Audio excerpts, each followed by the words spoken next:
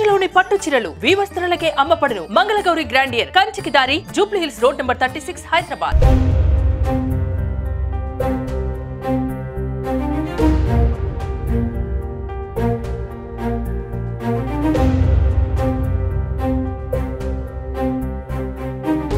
నమస్తే, నేను విజయ్. మీకు ఒక ప్రముఖ వ్యక్తి, తెలుగు వారందరూ కూడా గర్వించదగ్గ ఒక వ్యక్తికి సంబంధించినటువంటి ఇంటిని చూపించే ప్రయత్నం చేస్తాను. ప్రస్తుతం నేను హైదరాబాద్లో ఉన్నటువంటి టెంపుల్ ఆల్వాల్ ప్రాంతంలో ఉన్నాను. ఈ ప్రాంతంలోనే ఇటువైపు నాకు ఎడమ వైపు కనిపిస్తున్నటువంటి పురాతనంగా కనిపిస్తున్నటువంటి ఈ ఇల్లు ఎవరిదో కాదు, ప్రముఖ దర్శకుడు, రచయిత అయినటువంటి, దేశం గర్వించదగ్గ దర్శకుడుగా చెప్పుకునేటువంటి శ్యామ్ బెనగల్ గారి నివాసం ఇదే. గతంలో ఆయన బాల్యం అంతా కూడా కొనసాగింది, ఇక్కడే చదువుకున్నారు ఆయన. మన హైదరాబాద్, మన తెలుగు వ్యక్తిగా ఉన్నటువంటి శ్యామ్ బెనగల్ గారు దేశమంతా గర్వించే స్థాయిలో ఆయన అనేక సినిమాలు తీశారు. ఆ సినిమాలన్నీ కూడా చాలా జాతీయ స్థాయి, అంతర్జాతీయ స్థాయి అవార్డులు కూడా దక్కించుకున్నాయి. శ్యామ్ బెనగల్ అంటే ఆయన ఒక లో బడ్జెట్లో ఎన్నో, అంటే ఒక రకంగా చెప్పాలంటే పేదవాడికి సంబంధించినటువంటి, అసమానతలకు సంబంధించినటువంటి అనేక సినిమాలను తీసి ఆయన ఎంతో గుర్తింపు తెచ్చుకున్నారు. ఎస్, ఈ ఇల్లే ఇప్పుడు ప్రస్తుతం మనకు చూస్తున్నటువంటి ఇల్లు శిథిలావస్థకు చేరుకున్నప్పటికీ వారి పూర్వీకులందరూ కూడా దాదాపు 200 సంవత్సరాల నుంచి ఇక్కడే జీవించేవారు. ఆయన బాల్యం అంతా ఇక్కడే కొనసాగింది. ఇక్కడే పుట్టి పెరిగినటువంటి శ్యామ్ బెనగల్ గారు ఆ తర్వాత ఆయన ఇక్కడి నుంచి నేరుగా ఉస్మానియా యూనివర్సిటీలో చదువుకున్నారు. ఆయన నిజాం కాలేజీలోనే ఆయన డిగ్రీని కూడా పూర్తి చేయడం జరిగింది. ఆ తర్వాత వారి కుటుంబం ఒక ఫోటో స్టూడియోని కూడా ఏర్పాటు చేశారు. బెనగల్ ఫోటో స్టూడియో అనేటువంటి ఒక పేరుతో కూడా స్టూడియోని ఏర్పాటు చేయడం జరిగింది. ఆ తర్వాత స్టూడియోలో ఉన్నటువంటి కెమెరాతో, వాళ్ళ ఫాదర్ తీసి ఇచ్చినటువంటి ఒక ఫోటో కెమెరాతో ఆయన ఒక డాక్యుమెంటరీని కూడా తీసి అక్కడి నుంచి ఆయన ఇక్కడి నుంచి తన ప్రస్థానాన్ని ప్రారంభించి ముంబైకి వెళ్ళడం జరిగింది. అనేక సినిమాలను తీయడం జరిగింది. ఇప్పటి వరకు కూడా ఆయన దాదాపుగా 8 జాతీయ అవార్డును కూడా దక్కించుకున్నారు. పద్మశ్రీ, పద్మభూషణ్ అవార్డును కూడా దక్కించుకున్నారు శ్యామ్ బెనగల్. ఇంటికి సంబంధించినటువంటి ఆనవాళ్ళంతా కూడా చూడొచ్చు, పైన శిథిలావస్థకు చేరుకున్నాయి. లోపల ఉన్నటువంటి ఆ ఫర్నిచర్ అంతా కూడా శిథిలమైనటువంటి పరిస్థితి. అంటే 1934లో జన్మించినటువంటి శ్యామ్ బెనగల్ గారు ఆ తర్వాత ఆయన 1960 దశకంలో ఇక్కడి నుంచి చదువు పూర్తయిన తర్వాత నేరుగా ముంబైకి వెళ్ళడం జరిగింది. అక్కడి నుంచి ఆయన సినిమా ప్రస్థానాన్ని ప్రారంభించడం జరిగింది. ఆ తర్వాత ఆయన పెద్ద దర్శకుడు, రచయితగా మారిన తర్వాత కూడా హైదరాబాద్కి పలు సార్లు కూడా రావడం జరిగింది. ఇక్కడ ఉన్నటువంటి వారందరితో కూడా కలవడం జరిగింది. సినిమాలోనే అత్యుత్తమైనటువంటి అవార్డుగా మనం చెప్పుకునేటువంటి అవార్డు దాదా సాహెబ్ ఫాల్కే అవార్డు. ఆ అవార్డును కూడా దక్కించుకున్నారు శ్యామ్ బెనగల్ గారు. అదేవిధంగా పద్మశ్రీ, పద్మభూషణ్తో పాటు 8 ఫిల్మ్ నేషనల్ అవార్డ్స్ని కూడా దక్కించుకున్నారు ఆయన. సో ఒకసారి లోపల చూస్తే ఇల్లంతా కూడా శిథిలావస్థకు చేరుకుంది. వారి కుటుంబంలో మొత్తం 10 మంది ఉండేవారట. ఆయనతో పాటు సహచరులు, ఆయన అన్నదమ్ములు, సిస్టర్స్ అంతా కూడా, వీరందరూ కూడా వివిధ ప్రాంతాల్లో సెటిల్ అయ్యారు.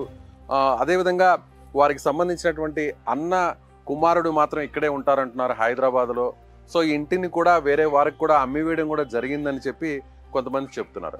అయితే ప్రస్తుతం ఇది ఇల్లు నిర్మానుష్యంగా ఉంది, ఎవరు కూడా ఇక్కడ ఉండట్లేదు. సో బెనగల్ గారు ఇక్కడి నుంచి నేరుగా ఆయన వెళ్ళిపోయిన తర్వాత, హైదరాబాద్ నుంచి ఆయన వెళ్ళిన తర్వాత ముంబైలో అక్కడే ఎన్నో సినిమాలు తీయడం జరిగింది. చాలా సినిమాలకి నేషనల్ అవార్డ్స్ రావడం జరిగింది. ఇంటర్నేషనల్ స్థాయిలో కూడా ఆయన గుర్తింపు తెచ్చుకోవడం జరిగింది. కేన్ ఫిల్మ్ ఫెస్టివల్ కూడా ఆయన తీసినటువంటి సినిమాలు కూడా వెళ్ళినటువంటి పరిస్థితి. మన హైదరాబాద్లో పుట్టి పెరిగి ఈ ఇంట్లో పుట్టి పెరిగినటువంటి శ్యామ్ బెనగల్ గారు సో అంత పెద్ద దర్శకులు అవడం అనేది నిజంగా మనందరం కూడా గర్వించదగ్గ విషయం. సో నేటి తరానికి సంబంధించి కూడా ఆయన తీసినటువంటి అనేక సినిమాలు, ఆయన రాసినటువంటి అనేక రచనలు కూడా ఎంతో గుర్తింపు పొందాయని మనం చెప్పవచ్చు. సో 1934లో డిసెంబర్ 14న హైదరాబాద్లో ఆయన జన్మించారు. సో ఇటీవలే 2024 డిసెంబర్ 23న ఆయన తుది శ్వాస విడిచారు. సో శ్యామ్ బెనగల్ గారికి సంబంధించినటువంటి జీవిత ప్రస్థానం అంతా కూడా ఒక చిన్న స్థాయి నుంచి ప్రారంభమై అంచెలంచెలుగా ఎదుగుతూ చలనచిత్ర రంగంలోనే ఒక అంతర్జాతీయ స్థాయి గుర్తింపుని ఆయన సాధించారు. ఈ ఇంటికి పరిసర ప్రాంతాల్లో కొంతమంది శ్యామ్ బెనగల్ గారి గురించి తెలిసిన వారు ఉన్నారంట. వారితో మాట్లాడేటువంటి ప్రయత్నం అయితే చేద్దాం, రండి. శ్యామ్ బెనగల్ గారికి చాలా సన్నిహితంగా ఉంటూ, అంటే అప్పుడు ఆయన హైదరాబాద్లో నివాసం ఉండేటువంటి ఆ ఇంటికి ఆనుకొని ఉండేటువంటి కుటుంబం, ఆ కుటుంబానికి సంబంధించిన సుజిత్ కుమార్ మనతో ఉన్నారు. ఆయనతో మాట్లాడదాం. నమస్తే అండి. నమస్కారం అండి. శ్యామ్ బెనగల్ గారు మీరు ఎప్పుడు చూశారు? ఆయన ఎలా ఉండేవారు? ఆయన చాలా సన్నిహితులు ఉండేవారు. చాలా నెమ్మది మనిషి, కూల్గా అందరితో మంచి కలిసిమెలిసి పోయే మనిషి వ్యక్తి. అన్న almost 10 years back 15 years back వచ్చాడు. అప్పుడు వచ్చేప్పుడు ఫాదర్ ఉండే కలిశాడు. సో ఒక హాఫ్ అన్ అవర్ కూర్చొని జస్ట్ జనరల్గా ఏంటంటే ఫ్యామిలీ ఇష్యూస్ అని వాళ్ళ చిన్నప్పుడు సన్నిహితులు మాట్లాడేవాడు. టీ కాఫీ దాకా మళ్ళీ వెళ్ళిపోయాడు. తర్వాత రాలేదు. ఇప్పుడు ఈ ఇల్లు ఎప్పటి నుంచి వాళ్ళు ఆల్మోస్ట్ తర్వాత ఎప్పుడు అమ్మేయడం? ఇది 86లో అమ్మారండి. ఇది ఆల్మోస్ట్ వాళ్ళు చిన్నప్పటి నుంచి ఇక్కడనే ఉన్నారండి. ఆల్మోస్ట్ బై బర్త్ నుంచి ఇక్కడనే ఉన్నారు వాళ్ళు. వాళ్ళ ఫాదర్, వాళ్ళ ఎల్డర్ బ్రదర్ వీళ్ళందరూ కూడా ఎందుకంటే చాలా క్లోజ్ ఫ్యామిలీ అనమాట. మాకు ఆల్మోస్ట్ 80-90 years రిలేషన్షిప్ ఉంది మాకు. మొత్తం వాళ్ళ ఫ్యామిలీ మెంబర్స్ ఎంతమంది? 4 brothers 5 sisters ఉన్నారు. 9-10 మంది ఉన్నారండి. 10 మంది ఉన్నారు మొత్తం కుటుంబ సభ్యులు. సిస్టర్స్ వాళ్ళందరూ ఇక్కడ ఉన్నారు హైదరాబాద్ లో? లేరు. ఇప్పుడు ఉన్న వాళ్ళందరూ కూడా అందరు చనిపోయారండి. ఇప్పుడు అంటే అందరూ పెద్ద అన్నయ్య కోల్కతాలో ఉండేవాళ్ళు, అతను చనిపోయాడు. రెండో అన్నయ్య వెనుకకు ఉండేవాడు. 4వ అన్నయ్య కెనడాలో ఆయన చనిపోయాడు. 4వ అతను ఈయన షాంపిన్ ఈయన కూడా చనిపోయాడు. ఇప్పుడు హైదరాబాద్ లో ఆ కుటుంబానికి సంబంధించిన సమస్యలలో వాళ్ళ అక్క కొడుకులు ఉన్నారు అనమాట. వాళ్ళ అక్క కొడుకు అంటే బెనగాల్ గారి అక్క కొడుకులు ఉన్నారు. షాంపిన్ లో అక్క కొడుకులు ఉన్నారు. ఇక్కడే ఉంటారు హైదరాబాద్? వాళ్ళు కాచిగూడలో ఇక్కడ ఉంటారండి. హైదరాబాద్ లో ఇక్కడ ఉంటారు వాళ్ళు కాచిగూడలో. సో ఇది 200 సంవత్సరాల కిందట almost 100 years plus old house అండి ఇది. ఓకే. ఆయన విద్యాభ్యాసం అంతా ఎలా జరిగిందండి? ఆయన విద్య అంతా ఇక్కడనే స్కూలింగ్, కాలేజ్ అంతా మహబూబ్ కాలేజ్ ప్లస్ గ్రాడ్యుయేషన్ వచ్చేసి నిజామ్స్ కాలేజ్ నుంచి అయ్యాడండి. ఇక్కడ హైదరాబాద్ అండి మొత్తం. చదివారు ఆయన? ఆయన ఎంఏ ఎకనామిక్స్ చదివాడు. ఎంఏ ఎకనామిక్స్ చదివిన ఆయన ఒక్కసారిగా మూవీస్ వైపు ఎందుకు వెళ్ళాలి? అంటే వాళ్ళ ఫాదర్ వీళ్ళందరూ కూడా ఈ ఆర్ట్ ఫీల్డ్ ఉండే, ప్లస్ కెమెరా ఇది చేసేవాళ్ళు, ఫోటో స్టూడియో ఉండే, అట్లా ఆయన ఇంట్రెస్ట్ ఉన్నట్టున్నది. ఆ ఇంట్రెస్ట్ తోని ఈ లైన్ లోకి వచ్చేసాడు ఆయన. అలాగే వాళ్ళకి ఒక స్టూడియోని కూడా ఏర్పాటు చేశారు. బెనగల్ స్టూడియో లాల్ బజార్ ఉన్నది. అంటే వాళ్ళ అన్నయ్య చూసుకునేవాడు. స్టూడియో అంటే అది ఫోటోగ్రఫీ స్టూడియో అంటే ఫోటోగ్రఫీ స్టూడియో అంటే వాళ్ళ అన్నయ్య చూసుకునేవాడు అనమాట. అది వాళ్ళ ఫాదర్ స్టార్ట్ చేశారు, తర్వాత వాళ్ళ అన్నయ్య మెయింటైన్ చేశాడు అనమాట. సో ఇక్కడ హైదరాబాద్ లో ఉన్నప్పుడే చదువుకున్న రోజుల్లోనే ఆయన ఒక కెమెరాతో కూడా కొన్ని డాక్యుమెంటరీస్ అవి తీశారంటారు.